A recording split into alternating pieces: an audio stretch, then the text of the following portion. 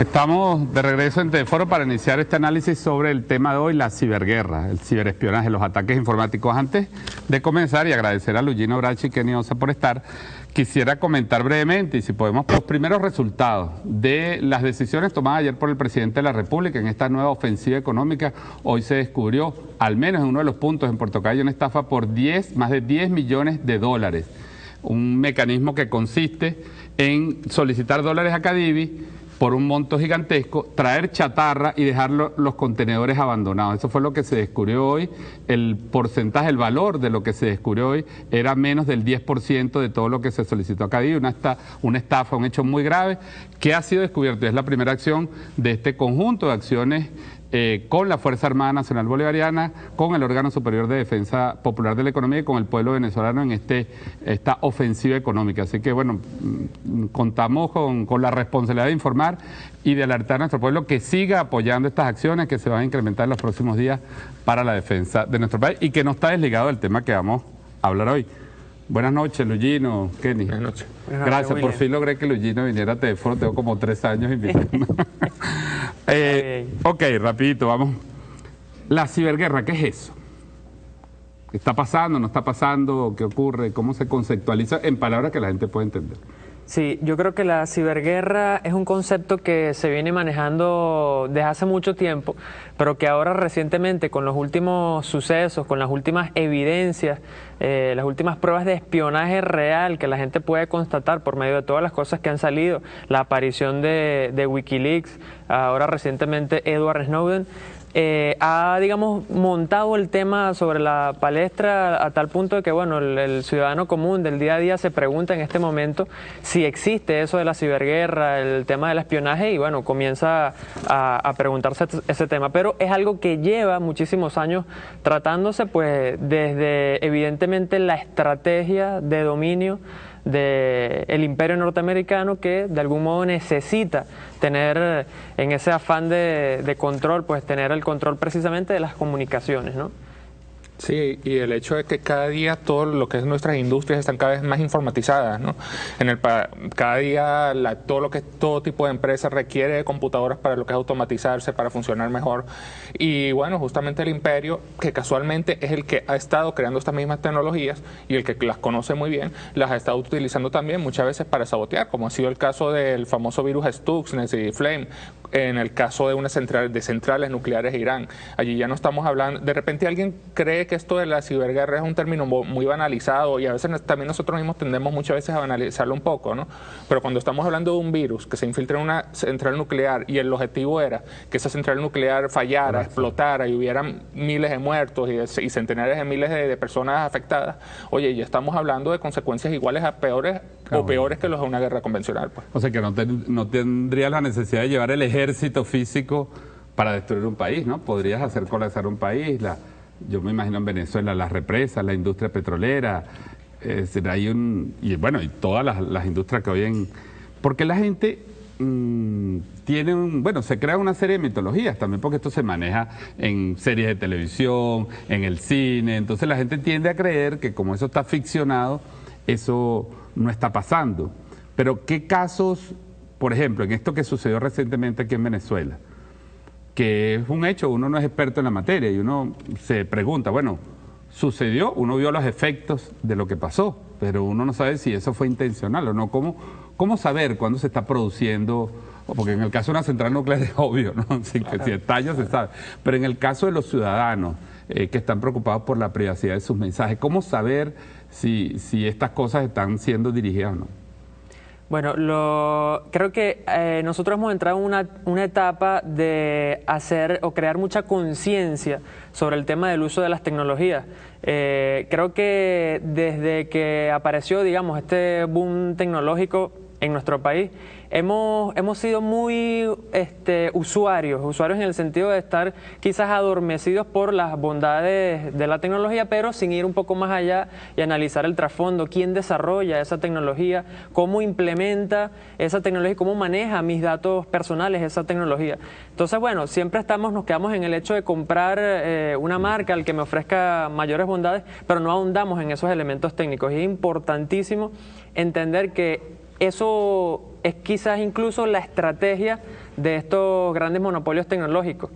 De hecho, nosotros siempre cuestionamos desde el movimiento de software libre que con todos estos elementos tecnológicos nunca se hizo una especie de consulta popular a la ciudadanía, de ver cómo iban a ser esas reglas de entendimiento entre la tecnología y el usuario final. Nunca se nos preguntó eso, simplemente el dueño del medio de producción, que son estas transnacionales, sacaban este medio tecnológico, que por cierto, en la inmensa mayoría de los casos son tecnologías privativas, que ni siquiera tenemos acceso ni como ciudadanos, ni como gobierno, ni como otras empresas incluso del mercado, acceder al modo en cual operan esas tecnologías. Entonces, bueno, ahí está, digamos, la gran trampa y por la cual nos mantienen como usuarios subyugados a ese modo, a esas formas en las cuales ellos establecen ese tema, pues. Se podría decir que somos unos analfabetas digitales, es decir, estamos acostumbrados a consumir, pero en Venezuela no manejamos en profundidad el tema tecnológico. Tal vez no analfabetas digitales, que es un término un poco fuerte, pero más bien nos acostumbraron a ser los usuarios. Ellos crean las tecnologías, ellos son los que, digamos, las fabrican, las producen en masa, y nos acostumbraron a que nosotros simple y llanamente las sacamos del estuche, las aprendemos a utilizar y las usamos, pues, ¿no? Los que podamos comprarlas, ¿no? Porque también hay que ver que se nos están ofreciendo tecnologías que son vendidas a los precios del mal llamado primer mundo, pues, es decir, celulares que cuestan $400 se nos ofrecen aquí a nosotros en los países, digamos, del sur, se nos están ofreciendo el mismo precio o a los precios muy superiores que los puede comprar una persona del primer mundo, y se terminan acentuando las diferencias, digamos, las diferencias que pueden haber entre las clases sociales, ¿no? Se convierten en símbolos de estatus.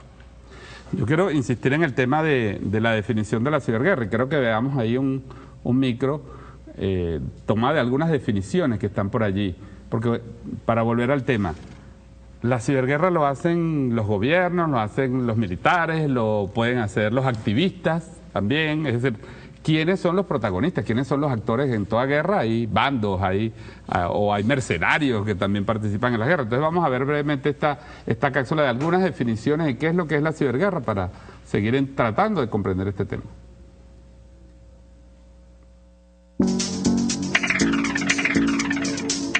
En la actualidad, más de 2.400 millones de personas están conectadas a Internet. En 2 años serán 2.700 millones. El crecimiento del flujo de datos, de personas, gobiernos y empresas es exponencial.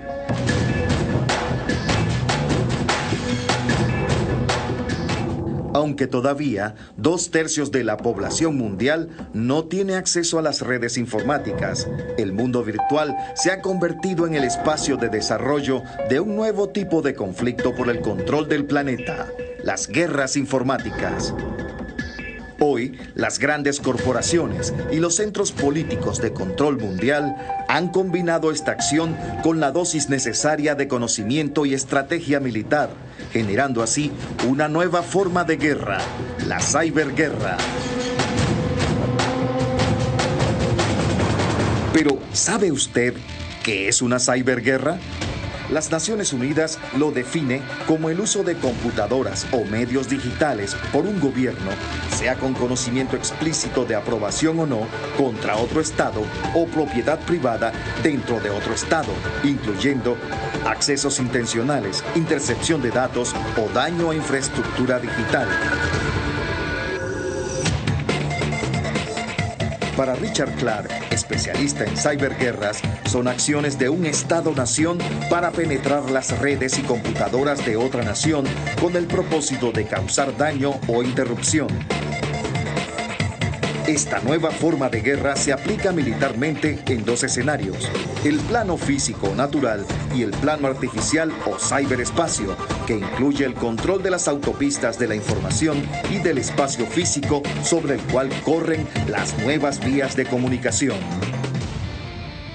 Aunque el diccionario de la Real Academia Española define el ciberespacio como el ámbito artificial creado por medios informáticos y el activista John Perry Barlow como espacio virtual de interacción, en el año 2010, William J. Lynn, secretario de Defensa de Estados Unidos, lo declaró como nuevo espacio de dominio en la guerra, donde las operaciones militares serán tan críticas como en tierra, mar, aire y espacio.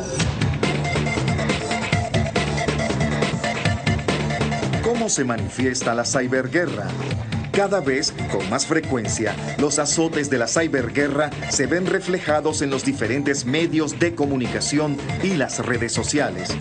Población, instituciones, bancos, fábricas e industrias, represas, bases de datos, servicios y hasta centrales nucleares son afectadas por lo que denominan el ciberataque. Descubierto un virus que espía transacciones bancarias. Se llama Gauss y ha sido detectado por el Kaspersky Lab, una empresa de software con sede en Moscú. El programa de espionaje ha infectado hasta 2.500 ordenadores en Oriente Medio. Todos y todas estamos inmersos en esta nueva confrontación global. La ciberguerra es la continuación de la guerra en un nuevo escenario, el ciberespacio.